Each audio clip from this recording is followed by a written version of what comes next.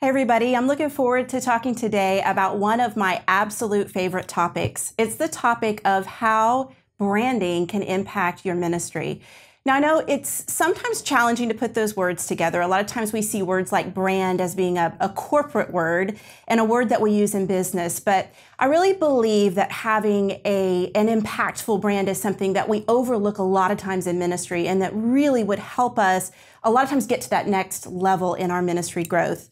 There are a lot of definitions of brands, and as Christian organizations, our brand represents the calling that God has given to us.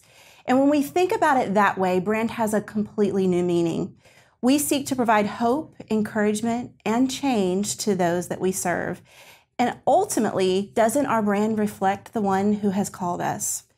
There are a lot of business implications to a brand, and there are financial considerations, and there are practical implications to successfully connecting our message to the right audience. But ultimately, as believers, we know that there truly are eternal implications when the greatest hope is found. So let's define brand. I like this definition, and there are a few out there, but a brand is a psychological construct held in the minds of all those aware of the branded product, person, organization, or movement. And you may think, I'm a ministry, I don't have a product. And while that may not be exactly true, I challenge you to think about your product as being the solution to the problem you're trying to solve.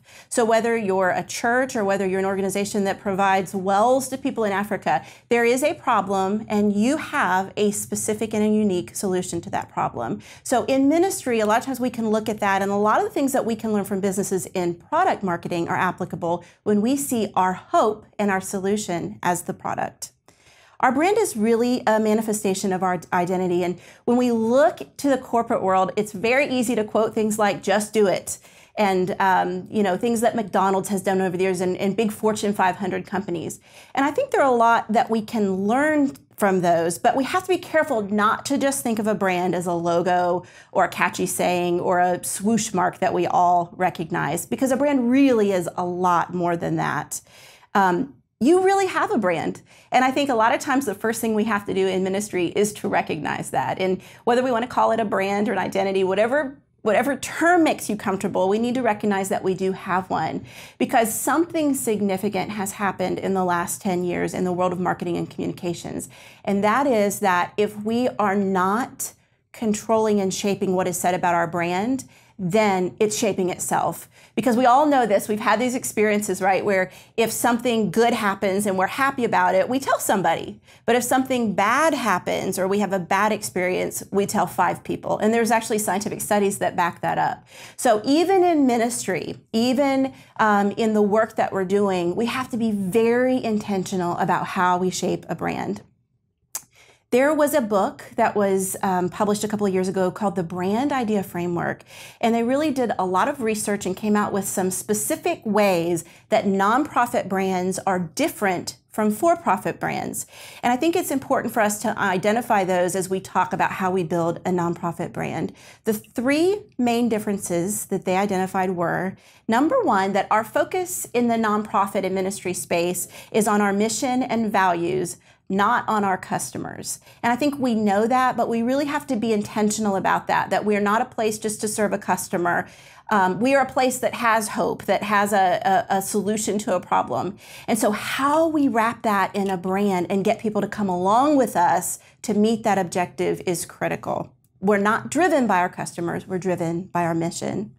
Second, positioning of the brand is designed to support collaboration and achieving shared goals, not competitive advantage and domination. So if you've been in the business space, there's a lot of talk about competitor analysis and our uniqueness. That language exists in the nonprofit space, but really as nonprofits, if our true goal is that solution to the problem, then we do it in a more collaborative way and not in a way that approaches market domination.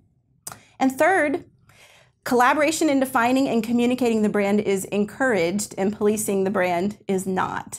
And I think we probably don't see that in all nonprofit organizations, but that is a distinction in the research that they found, that really the effective nonprofit brands are those that are very collaborative and very open. So who is a brand for?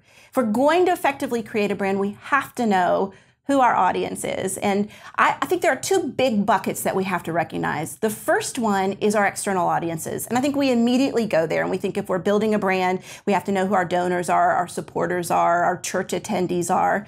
And it's very important. And if we're being successful in creating a brand that resonates with external audiences, here are some of the success markers that we'll see. First of all, it will be very simple. That means that external audiences are able to understand our message and evaluate what we want them to know. Now think about that. That sounds so simple. It is so difficult to do. It is so difficult to create something in a way that people truly understand it. But if we're being effective with external audiences, it will be simple. It will also be inclusive. Successful nonprofits and ministries allow others to feel ownership in the organization's mission and work. So think about even down to the language that you use. If you're talking about the work of our organization and what we do versus the collective, you can join us and here's what we're accomplishing together.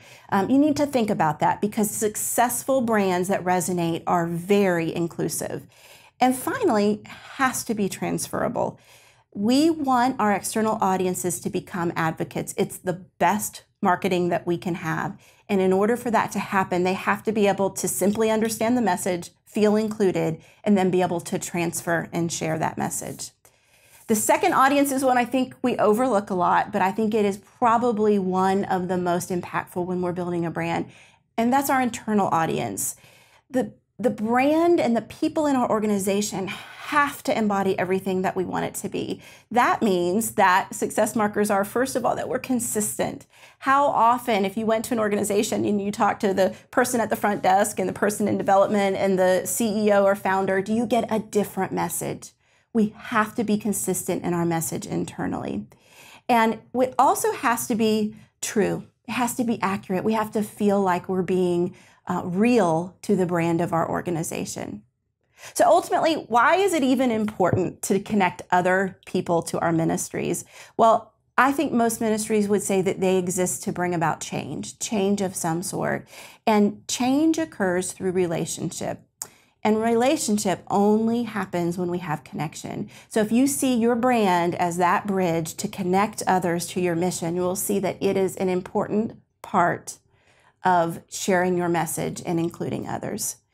1 Peter 2:9 says, "But you are a chosen race, a royal priesthood, a holy nation, a people for his own possession, that you may proclaim the excellencies of him who called you out of darkness into his marvelous light."